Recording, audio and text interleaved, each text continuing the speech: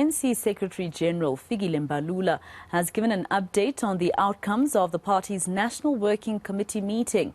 Now, the NWC discussed a number of issues, including the country's ongoing electricity crisis and this week's VIP unit assault on motorists. That was on the N1 highway in Johannesburg. Mbalula has also warned about individuals trying to tarnish the party's image. Let's go to Lutuli House now, where we find my colleague eNCA's Pule Letshwiti-Jones, who's following developments for us, and he joins us now live for an update. Pule, let's start with the burning issue, of course. What did the Secretary-General have to say about its deputy president's VIP protection unit being fingered in this particular incident?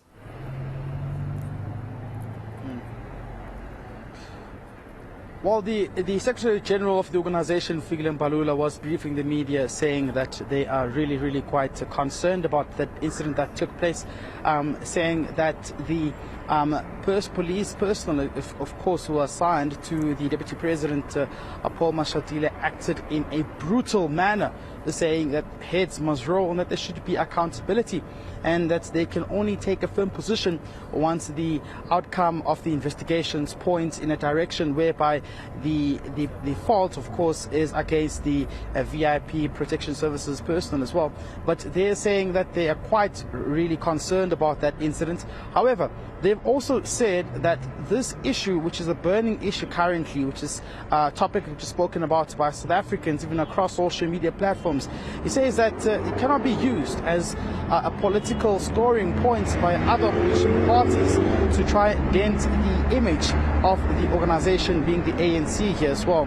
He says that law enforcement should be given the space to conclude their investigations. From there onwards, there can be then room to discuss how this matter can be taken forward. However, the organization says that they have to look into this issue of blue lighting as well, and as to how it can be thoroughly regulated as well, to say that civilians shouldn't be, punished or shouldn't be brutally assaulted in that kind of manner. But let's just take a listen to what the Secretary-General of the organization, Fikile Mbalula, had to say earlier regarding that issue there.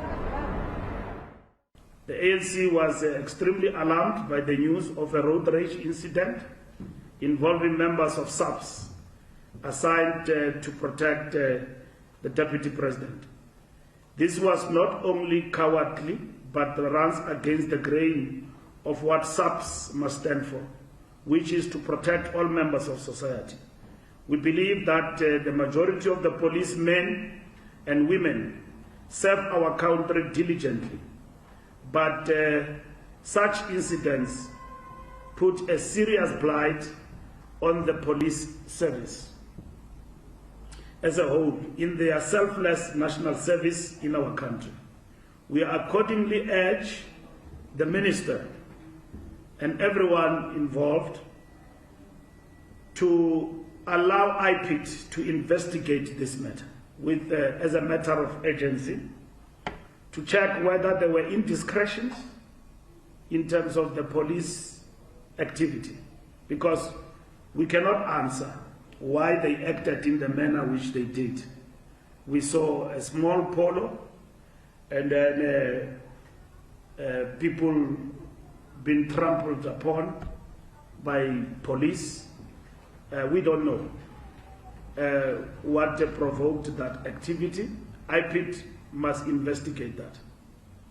What was involved? What threat did they see in that polo that made them to act in the manner in which they did? And no stone must be left, to check everything to ensure that this matter is properly investigated. And Pule, of course, the NWC meeting was quite important. And what happened in there, I understand, is that there were some members who didn't really agree with the acting public protector's findings against Cyril Ramaphosa when it comes to Palapala. Now, what is the Secretary-General saying they're going to do about this, especially as we head to the NEC? Definitely. The Secretary-General of the organization says those who are aggrieved with the acting public protector's report looking into the Palapala saga should go to court and have it reviewed. The organization, of course, has welcomed this report, which exonerates the president of the movement and the state, Cyril Ramaphosa, to say that he didn't violate the ethics code. But the organization's views have been debated. We saw with the NEC member, Andile Lungisa, tweeting on social media that even his 8-year-old child, Cuba, would not approve that report from the acting public protector as well. Fikile Mbalula has taken that as an offense, saying that he will be writing to Lungisa regarding whether he was tweeting in his capacity as an NEC member, and if that's true, he will charge under Lungisa. He's saying that the era of rogueness in the organization has to come to an end, saying that there has to be accountability and that you cannot have parallel messages where else when the Secretary General of the office, Secretary General of the organization preaches one message, then you have other NEC members preaching another message, which is in contradiction to what the SG's office has communicated to the public. Let's take a listen to what he had to say. I was not aware of Andile. The first thing I will do as the Secretary General is to ask him, and I need that tweet of Andile, because the era of rogueness is over, because Andile is a member of the NEC. He cannot say what he likes and distance himself from statements of his party and organization as a member of the National Executive Committee.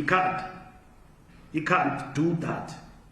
He must explain. Is either the good explanation he will give to me is that is fake. If it is true, I'm going to charge him. I will charge him. I will charge Andile if he said what he said. I will charge him. I'll take him to the DC, because he can argue that case in the National Executive Committee. Okay, Pule, so the ANC Youth League did manage to actually successfully conclude its elective conference over the weekend. Did he say anything about that? I mean, this is since 2015. Yeah, definitely. He's welcomed the successful sitting of the 26th elective conference of the ANC Youth League, saying this is a far-reached political milestone in the organization. He says that this is one achievement the NEC will discuss this weekend as well. Of course, Mr. Mbalula saying that there will not be any interference within the political affairs of the ANC Youth League, again reiterating that the youth wing of the organization has reclaimed its autonomy, saying that they should be given space to work within the space of issues, of course, challenging young people throughout the country, which includes youth unemployment, amongst others. I just wanted to take a listen to what he had to say regarding this achievement, whereby the ANC Youth League nominated its top 6 and elected its top 6. Critical in this regard is the fact that National Congress delegates committed themselves to organizational renewal under the leadership of their newly elected officials and the NEC. That will ensure sustainability beyond the current leaders and members of the Youth League. The ANC fully supported the Youth League NYTT to convene this National Congress without interfering with the autonomous political processes on matters of political content and leadership preferences. The ANC will continue to defend the autonomy of the Youth League, because it is only in that way that the Youth League leadership at all levels can truly and fearlessly champion youth interests and thereby be relevant to the youth of our country. Therefore, the ANC urged the ANC Youth League to live up to its historic mission of championing youth interests whilst rallying them behind the vision of the ANC. The ANC emphasized that the Youth League must fearlessly define its autonomous role as a disciplined, integral part to the ANC.